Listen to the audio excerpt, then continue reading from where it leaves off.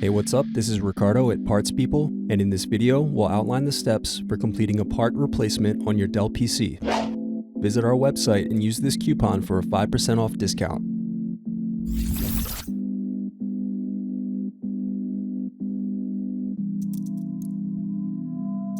Now unscrew and turn over Palmrest.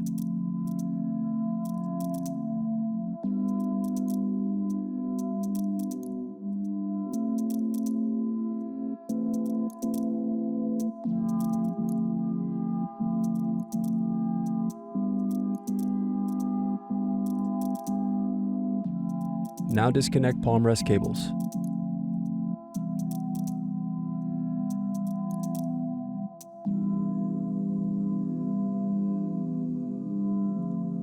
Thanks for watching. Don't forget to like and subscribe if you enjoyed this video. And if you need more, check out this playlist to watch other tutorials for your laptop.